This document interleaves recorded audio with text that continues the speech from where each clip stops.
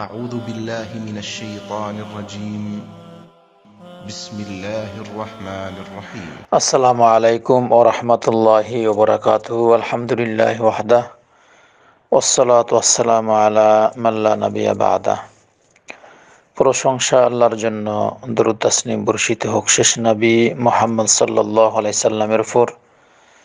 আল্লাহুম্মা সাল্লি আলা মুহাম্মাদিন ওয়া আলা আলি মুহাম্মাদ কামা সাল্লাইতা আলা ইব্রাহিম ওয়া আলা আলি ইব্রাহিম ইন্নাকা হামিদুম মাজিদ। আল্লাহুম্মা বারিক আলা মুহাম্মাদিন ওয়া আলা আলি মুহাম্মাদ কামা বারাকতা আলা ইব্রাহিম ওয়া আলা আলি ইব্রাহিম ইন্নাকা হামিদুম মাজিদ। আজকে দ্বীনি মাজলিসের বিষয় হচ্ছে পাকা চুলের ফজিলত। পাকা চুলের ফজিলত। আমর বিন শুআয়ব তার পিতা থেকে বর্ণনা করেন, তার পিতা তার দাদার থেকে বর্ণনা করেন। তিনি বলেন যে রাসূলুল্লাহ সাল্লাল্লাহু আলাইহি সাল্লাম ইরশাদ করেন যে তোমরা পাকা চুল উপড়ে ফেলো না, পাকা চুল উপড়ে ফেলো না। ফাইন্নাহু নূরুল মুসলিম, কেননা যে সেটা মুসলমানদের একটি আলো, মুসলমানদের একটি নূর। তাই রাসূলুল্লাহ সাল্লাল্লাহু আলাইহি সাল্লাম বলছেন, মান শাবা শাইবাতান ফিল ইসলাম কাতাবাল্লাহু লাহু বিহা হাসানাতান।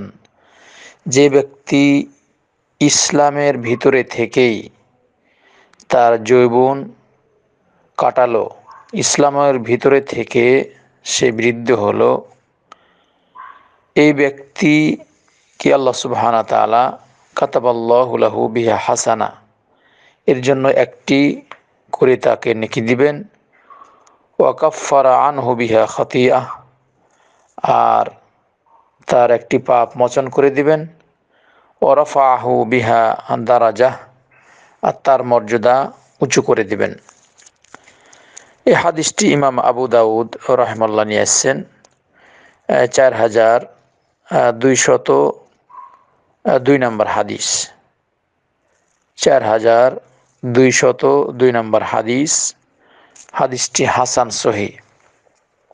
এখান থেকে যা বোঝা যায় যে আল্লাহ রাসূল সাল্লাল্লাহু আলাইহি সাল্লাম পাকা চুলকে উঠাতে নিষেধ করলেন, আর বললেন যে এটা মূলত মুসলমানদের জন্য একটি আলো।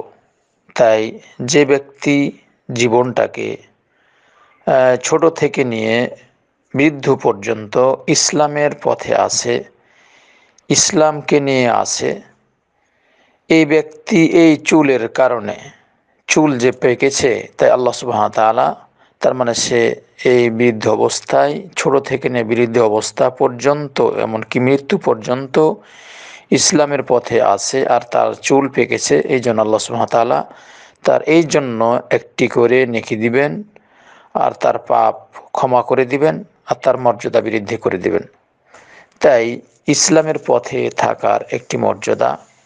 আমরা চেষ্টা করব যে ইসলাম এবং ঈমান নিয়েই যাতে আমরা মুমিন মুত্তাকি হয়ে, মুহসিন হয়ে মৃত্যুবরণ করতে পারি, যাতে পরকালে বিনা হিসাবে আমরা জান্নাত যেতে পারি। তাই মুসলিম জাতির উচিত যে যেগুলা ভালো কাজ সেসব কাজ করা, অন্যায় কাজ থেকে নিজেকে রক্ষা করা। আপনার জীবনে কয়দিন আর আপনি বাঁচবেন?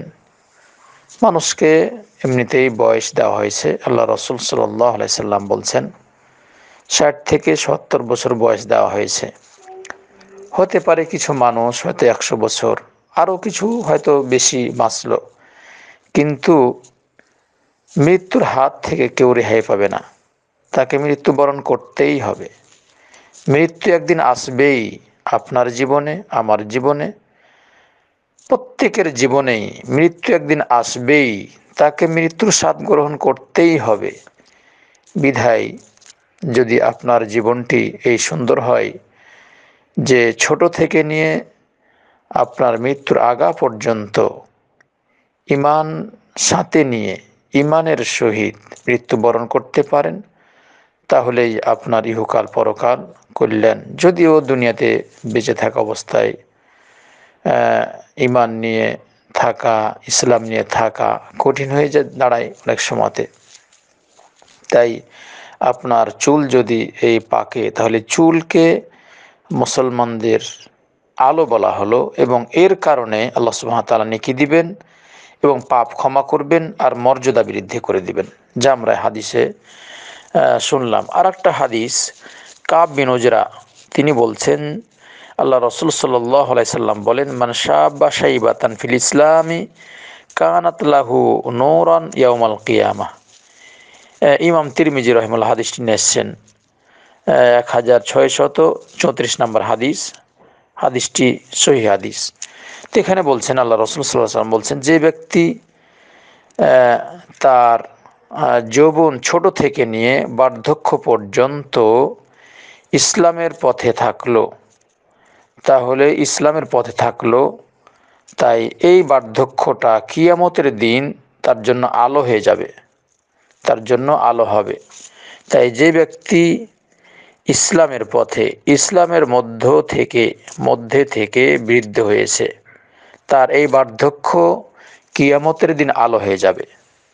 তাই আমরা চেষ্টা করব যাতে করে ঈমানের সহিতই আপনি আমি মৃত্যুবরণ করতে পারি, মুমিন মুত্তাকি হয়ে মৃত্যুবরণ করতে পারি। আল্লাহর কাছে আমরা এই আশা আকাঙ্ক্ষা করব, আপনিও তাই করবেন। সকল মুসলমান যাতে করে আল্লাহ সুবহানাহু ওয়া তাআলা মুসলমানদের হেফাজত করেন, যারা যেখানে আছে আল্লাহ যেন মুসলমানদের হেফাজত করেন, শয়তানির ওয়াসওয়াসা থেকে যেন মুসলমানদের আল্লাহ হেফাজত করেন। তাই আপনার জীবনও তাই সাজান যে আপনার জীবনটি বার্ধক্য পর্যন্ত, কবরে যাওয়া পর্যন্ত, এমনকি মৃত্যুর পর যাতে বিনা হিসাবে জান্নাত পাওয়া যায়, এই আশা আকাঙ্ক্ষা যাতে আমরা করি আর এ পথে আমরা চলি, যে পথে নবী রাসূলেরা চলে গেছেন, যে পথে সিদ্দিকিন, শুহাদা, সালেহিন, নেককার ব্যক্তিরা চলে গেছেন, সে পথে যাওয়ার জন্য চেষ্টা করেন। আবু বকর, ওমর, উসমান, আলী ইনারা যে পথে চলে গেছেন সেই পথে চলার চেষ্টা করেন। কোরআন সুন্নাহ যা বলছে এ পথে চলার চেষ্টা করেন।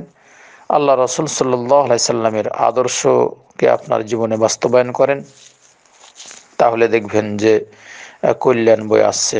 আল্লাহ রসুল সাল্লাল্লাহু আলাইহি সাল্লাম জীবনে অনেক কষ্ট করেছেন, এমনকি তার বাড়িতে 2 মাস পর্যন্ত আপনার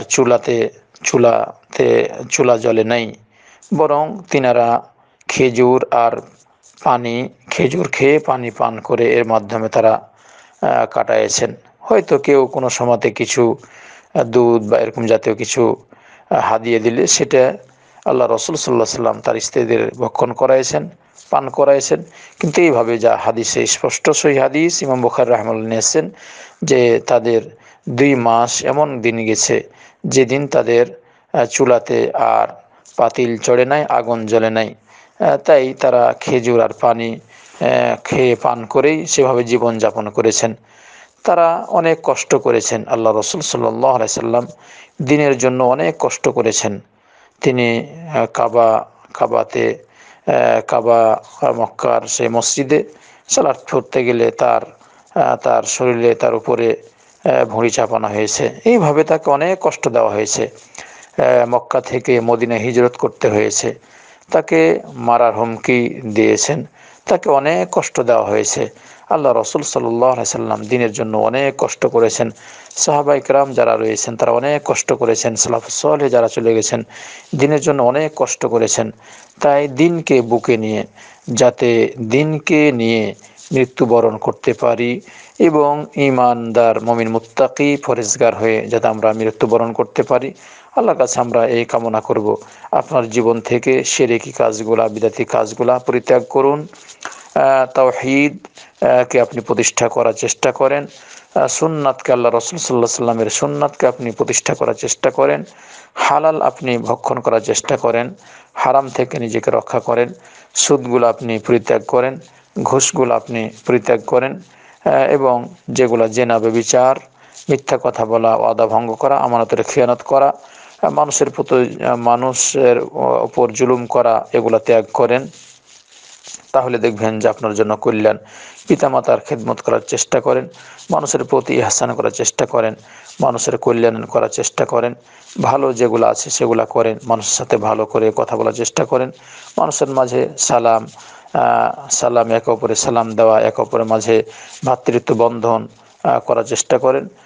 মানুষের গরিব মিসকিনের যা যে মাল রয়েছে অন্যায়ভাবে ভক্ষণ করা থেকে নিজেকে রক্ষা করেন। ইতিমদের হক ঠিকভাবে আদায় করার চেষ্টা করেন। আল্লাহ যেন আমাদের সে তৌফিক দান করেন।